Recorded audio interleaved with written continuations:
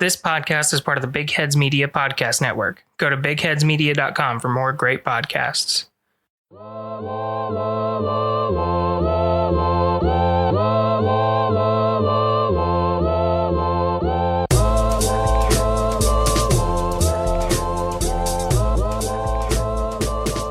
Welcome, everybody, to the Skeptical Skeptics Podcast. I'm your host, RJ Metzger. And I'm Rachel Metzger. And this is episode 38.5, which is a special mini episode about Grace Sherwood, the Witch of Pungo.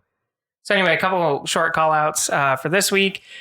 Marcelino Rodriguez, I believe I'm saying that right, Marcelino. Yeah, you're our newest Patreon member, and we are going to be sending you a sticker. However, I have to make sure that we have your address. So if you don't have an address to us, consider this your... If you don't have an address to us? If you haven't sent in an address to us, whatever. Yeah, consider this like your...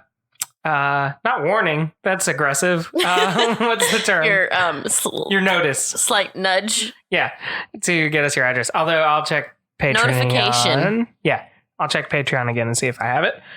I'm Agent Zero. Thank you for the rating. And Mark Rodriguez. I may have called you out before, Mark. I'm not certain. But anyway, welcome to the Fantasy Football League, which, by the way, we started a Fantasy Football League. If you want in, I think there's only like one team slot left, or just reach out to me. From now forward, we're going to need to do them in groups of twos. So, but yeah, if you want in, just let us know on social media. And then there's Tessa Antoni from the UK. I believe that's what your handle from Instagram reads as.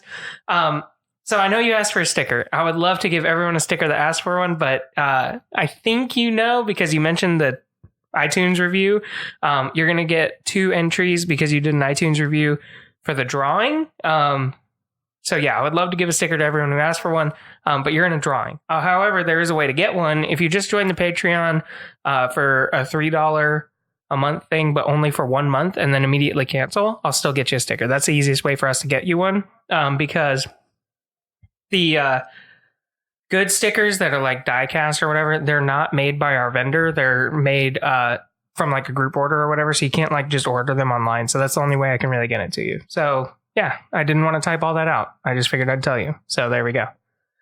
That's all I got. Oh no, in the news I had something. Oh, if you have ever seen anything by Josh Gates, then you'll know he's a phenomenal seeming human being and really cool. And he is doing an episode. It came out Wednesday, and then the part 2 comes out next Wednesday from his Expedition Unknown show about the Dyatlov Pass incident. And since that was our first episode, we did a crap job covering it. He's done a really good job with it so far. So I would really highly recommend that you check that out. Whatever he comes up with as far as his findings or whatever, like I'll mention it after the episode concludes next week. But yeah, definitely check it out. I love Josh Gates, love his shows. It's just a really fun way to look at some of these things. Expedition Unknown is definitely more history based, but his old show Destination Truth is really good to check out as well. So this week, we were actually going to do the Salem Witch Trials, which we still may do a full-blown special on, just because of how in-depth it is, and actually some of the majorly accepted like reasons for why the Salem Witch Trials happened actually all have contradicting evidence. So it is a very in-depth case. So instead of doing it for a mini episode, we decided to do one specific case, Grace Sherwood. So she was the only witch accused in Virginia. Also the last. And the last. Well, that's by definition. No, I mean, right? Like one of the last ones, period. Yeah, period, right. But anyway, so it's an interesting case. It's also a case near and dear to our hearts. Yes. Because we went to Colonial Williamsburg in Virginia and got to see a reenactment of her trial, which if you guys are ever anywhere near Williamsburg, we can't recommend Colonial Williamsburg enough. It's like literally the best thing we've ever been to. We love history. And if you would like to hear about Grace Sherwood, go watch Cry Witch. Cry Witch is like one of the better productions. Phenomenal. Yeah. They also have a few others that are good. Very good. That's like a trial of a pirate and things like that, and they're all awesome. But Cry Witch is my favorite. Yeah, that performance is incredible. When you get to be like a part of the jury, it's just awesome. If you're early. So show up early. Yeah. Well, either way, yeah, you get to be part of the crowd, or if you're early enough, you get part of the jury. So yep. So super fun times. Anyway, let's get into it. So Grace Sherwood was born in 1660 in Pungo, Virginia, which is now basically Virginia Beach. Mm-hmm. The first time she was ever accused of witchcraft was in 1697, when Richard Capps accused her of casting a spell on one of his bulls that killed it. But basically the court was like, you have no proof. And so they dismissed it. So also in 1698, Elizabeth Barnes alleged that Sherwood took the form of a cat, came into her house, jumped over her bed, whipped her, and then escaped out of her keyhole. But so she also accused her of that, but nothing came of that one either. The court didn't accuse her of anything. Yep. Also, how did you turn into a cat and then go through a keyhole? Cats can't fit through keyholes. Doesn't make sense, right? I'm not fully understanding this allegation. Yeah. So for several years, from 1698 through 1706, she was a midwife, a healer, and her husband passed, and she was a mother of 3. And multiple accusations came that she had ruined crops, killed livestock, and then conjured up storms even. And so a lot of these things either were informal and even grew into like a local legend that we'll talk about later. But in general, it was just like this brewing.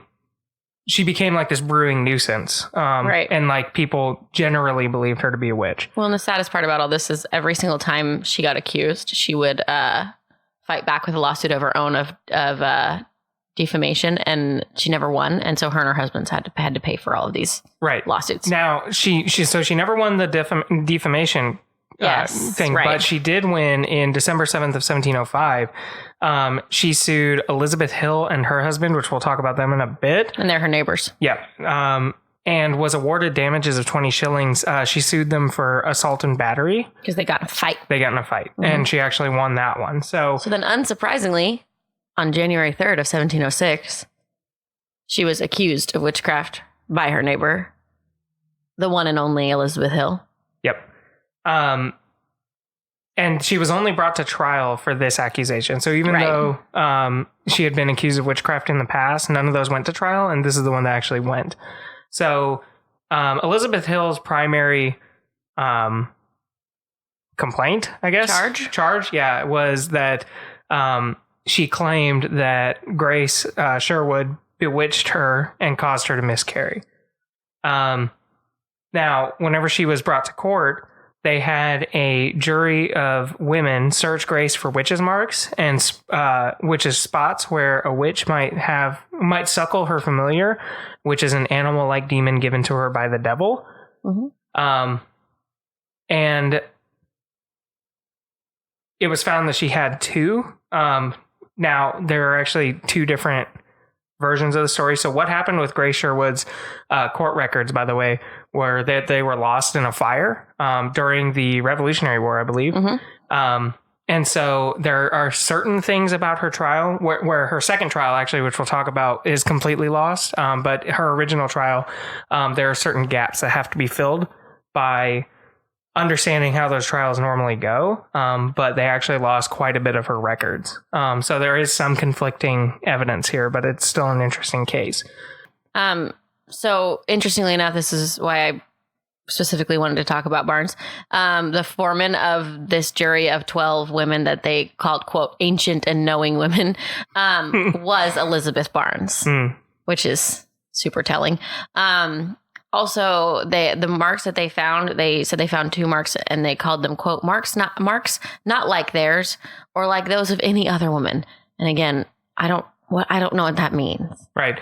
And it was even said that they took a, quote, witch's pin, which is just a needle, essentially, and started poking these quote unquote marks, and they didn't bleed, which was submitted as evidence. And then also she, quote, didn't feel her pricking them. Which, I mean, it's like if you have 2 nasty moles, right, which can both not bleed and also not feel pain from. Same as skin tags. Apparently you could then be a witch. So basically from all of this, like, the court was super confused. Like, there was all this confusion about, like, is she a witch? Is she not a witch? Right. Whatever. No one could really decide. But they did consider her to be suspicious. So they officially took her to, like, put her in custody May of 1706. And that's when she went to jail. And this is when they decided to do the trial by water. Right. So there's a couple things that happen in between there.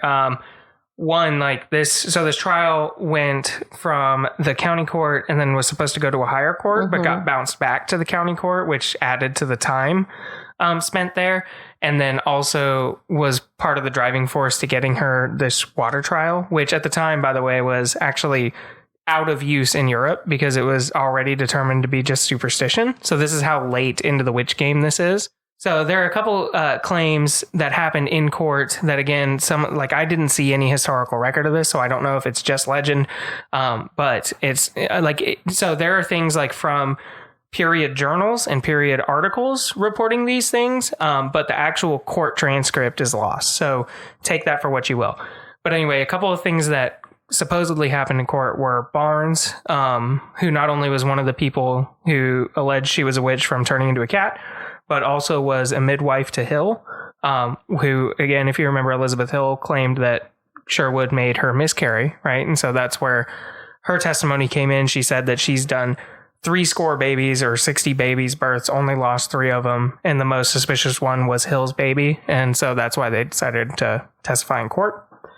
But anyway, so she claimed that Sherwood was actually making her head hurt while in court. Anytime that Sherwood looked or shot her a look, she claimed physical pain.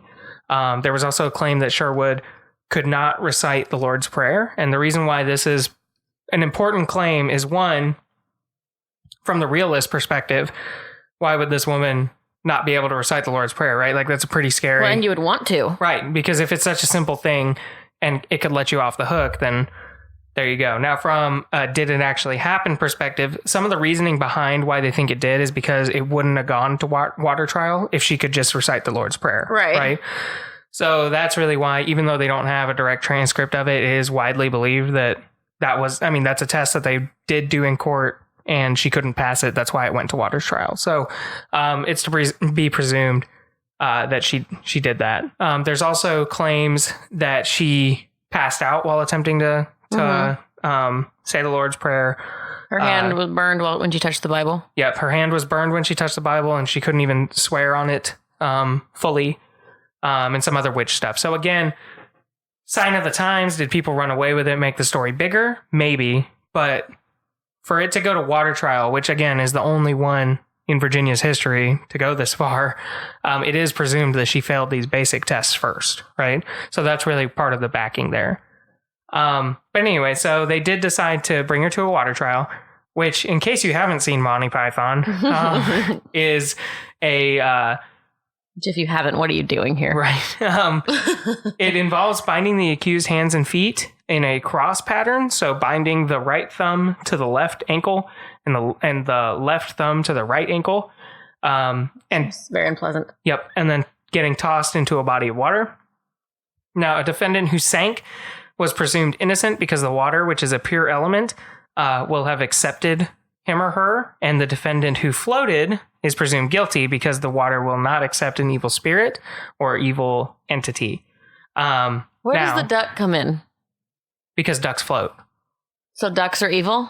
I don't know if that's the thing. I think it's like they presume if you were to float, you'd look like a duck. I don't know. So they say I'm so confused by that. Are but then you'd have to be saying ducks are evil. No, I think they're just saying... ducks won't be accepted by the water. They're just saying you'd look like a duck. Because I think they know that if you kill a duck, it sinks, which it does. Also, didn't they know that most people float? So, no, I don't believe they did know that. And actually, there's something to that as well. Because I float. I guess I'm a witch because I float. I sink like a damn rock. You're pure as hell, apparently. Yeah, apparently. But anyway, so I mean, I don't know their understanding. Again, in Europe at this point, they've already thrown this out. So They were to the point that they were like, duck or no duck, this is a test. Oh, I'll bleep that. But anyway, so you and your anyway, sis. So on the day of course, obviously lots of people came, right? Like it's a big deal. It's this huge thing. They basically wanted to see her drown. But there was no intention of actually, I think I always thought when I was younger, so she's not a witch, but then she dies, because she drowns. But there was no intention of her actually drowning. Well, and that's specific to this case because in other duck trials, it was well known that if they did sink, that they would then bury them in consecrated ground, acknowledging that they were innocent. Only with Grace Sherwood's trial did they take precautions such as making sure she herself agreed to it, and they even postponed the date because the weather was, quote, very rainy and bad, so it possibly might endanger her health, end quote. So this is specific to her trial. Well, and they had there was her boat with the sheriff in it, and then another boat full of people next to them so that they could help her. Yeah. So they, even if she sank, they intended to save her. She was taken 200 yards out into the water, and she was quoted saying, I feel weird saying quoted. What we believe she was quoted saying, quote, "Before this day be through, you will all get a worse ducking than I." Yep. And so when she was thrown into the water, she quickly floated to the top. The sheriff then tied a 13-pound Bible around her neck, which is, where are you finding a 13-pound Bible? Which made her obviously start sinking. But she apparently untied herself and then floated up again. So all the onlookers were sure she was a duck. She was a duck. Sure she was a witch. And apparently, as she was pulled out of the water, a downpour of rain started drenching the onlookers. Yeah, which, again, is according to that story. Right. But yeah. I would love it if they'd actually did start raining, but it was just like tiny drops. Right. I'm like, oh, she was right. So then again, or at this point, it also says that women examined her for additional proof, and they found, quote, 2 things like tits on her private part of a black color, aka, again, witches' marks where her familiar could suckle. Now, so it's interesting that by all accounts, though, Grace did float, right? Yeah. So she floated and was then convicted of witchcraft. And a second trial was ordered, although the results of the trials are lost. Again, I believe to the fire as well, or maybe to something else. I can't remember. I don't know. But we do know that by 1714, so what is that, 8 years later, her land was returned to her, and she lived until around 1740 on a large farm in Princess Anne County. She paid the back taxes on the property, which returned her farm to her, and she lived out as essentially a healer and friend to nature is kind of her legacy. And she made it to 80, which at that time, man. She might have been a witch. I mean, who knows? Props to you, Grace. Right. This is probably my favorite part of this story. So according to one of the legends, there's probably lots and lots of legends about Grace Sherwood. But according to one of them, when she died, her 3 sons put her body next to the fireplace, and a wind came down into the chimney. And as the wind swept up with embers, her body disappeared, and all that was left was a cloven hoof print. Right. Which I love. Along with that, prior to her death and prior to her conviction, there was actually a local legend. Again, it was widely believed that she was a witch, but it said that, quote, she had crossed the Atlantic to the Mediterranean in an eggshell and had been pleased with the odor of rosemary growing on its shores, and on her return from this voyage in an open boat had brought some plants for which to set out around her cottage.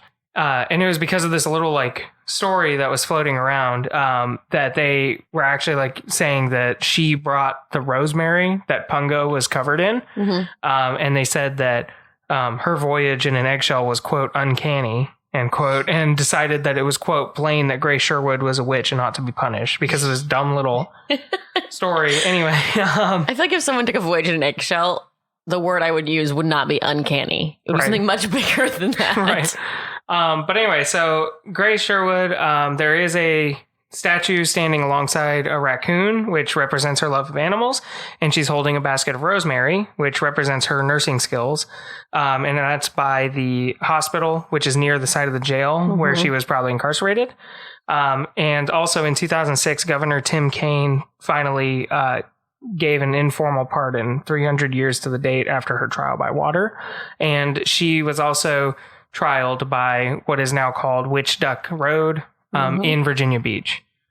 So to recap, right, and the reason why it's such a fascinating case is because not only was this person accused of being a witch, but then she did have witch's marks, apparently. Couldn't recite the Lord's Prayer, and then also didn't pass the floating test, like the duck test, which, I mean, I don't know if you've ever had your fingers tied to your ankles and been chucked into a body of water, but it's pretty hard to float in that regard. No, I almost want to try. I wonder if I would. I float a lot in water, like really easily. Well, she floated and then was able to untie herself, which, by the way, so I heard it was tied to ankles, and then I also read it was tied big toe to thumb. And I feel like that would be very easy to get out of. Yeah. So, I mean, I don't know the validity of the test. I'm not saying Grace Sherwood was a witch, but I am saying it is interesting to fail every freaking test. Yeah. I first off think what a time where if there's an old lady in the neighborhood who really bothers you, you could just accuse her of being a witch and get her at least thrown into jail, possibly dead. And at most thrown into a river. Yeah. Yeah. Great times. Like, hey, this lady pisses me off. Really? She pisses me off too. Let's do something about this. There had to be some people who did that. Like, I'm not saying everyone who accused someone of being a witch didn't actually believe they were a witch, but some of them had to, right? Yeah. And especially the whole, like, she was a nuisance thing. Like, people just obviously didn't like Grace Sherwood. I mean, they were gossiping about her, starting stories about eggshells. I mean, it's pretty obvious. Yeah, I mean, it's interesting. Like it's just like by all accounts of what they have decided, which means sure, it's just like, you know, that it's like whose line is it anyway? Like the rules are made up and points don't matter. Like the rules that they decided of what a witch is, like we were talking about the floating thing. Water is pure. What is this? Like that's nonsense. And obviously it's 1600s, but I mean, it's just like sure she floated, but your test is stupid. So yeah, I think that's the thing though. Like from modern eyes, right? Like it's easy for us to say, well, she wasn't a witch. Now it's more fun to say, what if she was, right? But from modern eyes, it is easy to say that. But from the time's perspective, oh yeah, like if you're sitting there and a woman can't say the Lord's Prayer just to exonerate her name, like what are you going to think, right? The only thing I could think about that is, I mean, stress. That was a really stressful moment for her, and that was really terrifying. And I mean, for a lot of women, if you were called a witch, you were murdered. So I mean, like, yeah, but for her to, the other part to me is to sign up for the floating duck test and then not just sink and like let the air out of your lungs. No, I can't make myself sink. Well, it's really hard for me. Oh my gosh. I'm a witch. Like apparently. Yeah, apparently. You married a witch. I don't know. It's like the easiest thing in the world for me to sink. I can't make myself sit on the bottom of a pool. I float. Yeah, but you can go under the water. Yeah, I can go under, but I can't. But I have to like push the air out really hard, which I think they would see happening. Yeah, maybe counts as cheating. I don't know. No, the water would reject you. Doesn't make a difference. So anyway, if you yeah, I mean, I don't know. I don't know what to make of it. I mean, it's really one of those things where it's just like unlucky. Yeah. Well, I mean, she lived to 80, so she wasn't that unlucky. But it stood the test, like as a story, it stood the test of time for a reason. It's kind of uncanny, like to fail every test. As simple or as weird as they are, or as inaccurate. The most interesting thing to me is like a lot of, because we had to in high school, we read I forgot what there's the movie with Winona Ryder. We read the book about the Salem witch trials. I think it's actually just called that. I can't remember. Anyways, but the interesting thing to me, and it comes back a lot with the whole witch thing, is the fact that like so much of it is rooted in like fear and the community itself causing issues. Because like for so many of the girls, you know, it was like, well, if I tell them that she's a witch, then I get to stay alive, or like things like that. And like with this, it's clearly like nobody liked Grace. Like nobody wanted to be around this person. So maybe there's a chance someone thought she was a witch, but there's definitely many chances that people just didn't like her. And so it's interesting that this like thing that has become this big like maybe not exactly paranormal, but you know what I mean? Paranormal-esque thing really just started with jerks. Well, so here's the thing though. Or like people sleeping with the wrong women and then calling them witches. Well, but the reality is, so let's take the other side. I'm not talking paranormal. I'm saying, what if Grace Sherwood did think she was a witch, right? Okay. Because they exist. They exist now. They existed then. So what if she thought that, and that's why she couldn't say the Lord's Prayer, and that's why she herself fought out of her bindings, probably thinking that the water was rejecting her anyway, right? Wait, why are you just saying thought that? Do you really not think there's... Like, do you not believe in witches? Well, that's what I was going to get to. Right? Okay. So do you believe in witches not beyond just, because I'm throwing that out there for her, right? Is she believes she was a witch, but because we know those exist, right? Yeah. But do you believe in witchcraft? Maybe. Really? Yeah, maybe. Really? There's enough weird crap in this world. Maybe.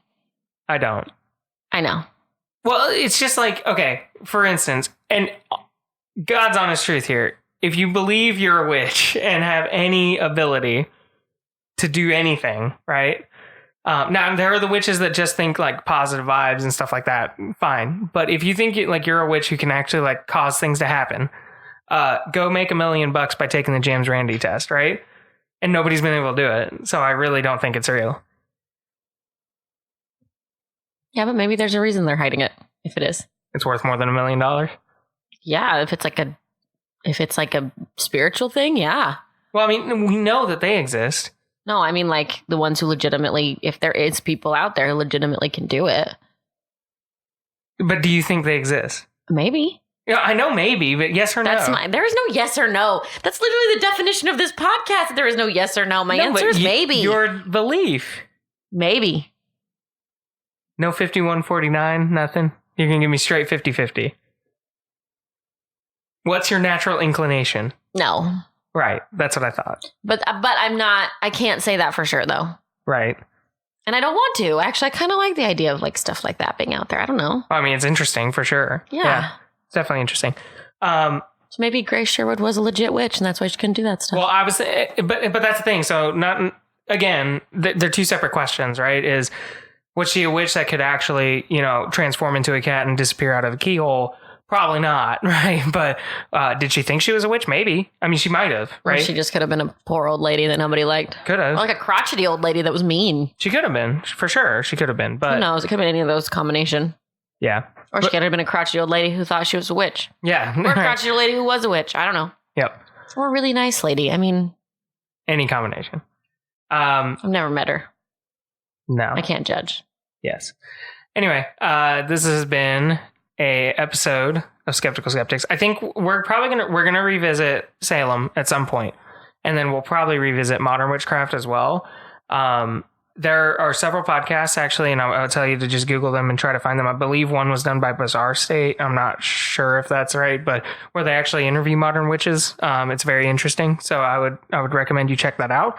But we will definitely bring you an episode at some point about them and what they believe, and maybe I will try to get an interview with one, because I know that there are several that are really open to it. So not like I know them, I just know that they're open to it.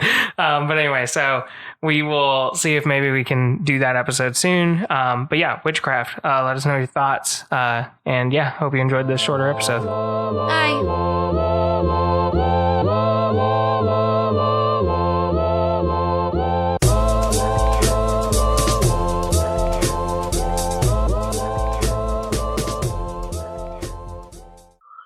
All right, boy, are you ready to start? I've been ready for hours. That's not true.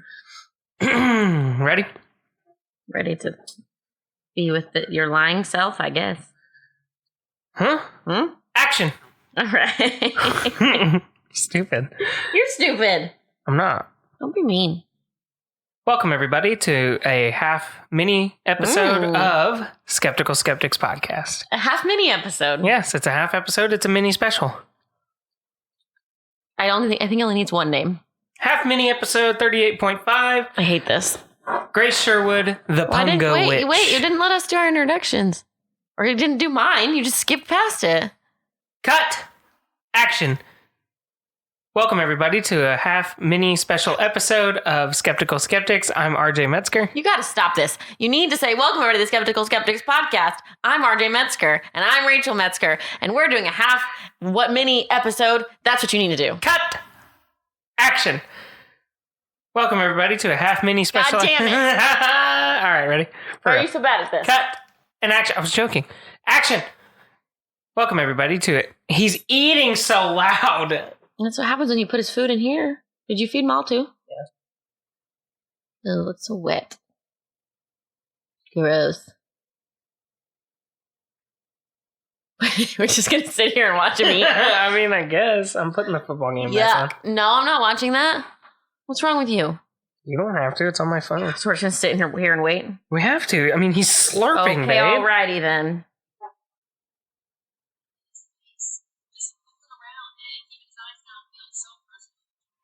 Hey, you need to mute that. No, I don't. Yes, you do. I really don't want to listen to it. I'll make it really quiet and then put it up to the microphone. What? Why is that the dumbest thing I've ever heard? Because with my super hearing, I can hear it, and you have can't. super hearing. You don't have super hearing. I do now. All right. Yep. So anyway, we have a couple people to shout out. Marcelino Rodriguez, you're our newest Patreon member of Patreon. But, okay. I didn't like that. Continue. I don't like it either. We're sending out your sticker tonight. Cut. Action. We're Cut. Will you shut up? This podcast is a joke. It's a show. We're 12 minutes in. We got no content. Ready? God, you're the worst part. It's just ridiculous how bad we are at this right now. Okay. Will you contain him? No. Gosh, he's the podcast ruiner. He cannot be contained. Babe, come on. He wants to go in He's there. like a free range chicken. Yeah. Come on, you big dummy. Oh, don't talk to him like that. Oh, no, he's attached. He's okay now. Oh, you just stink. Just living, you stink. Poor Larry. Jeez. Ready? Sure. We're just going to start over. God, okay.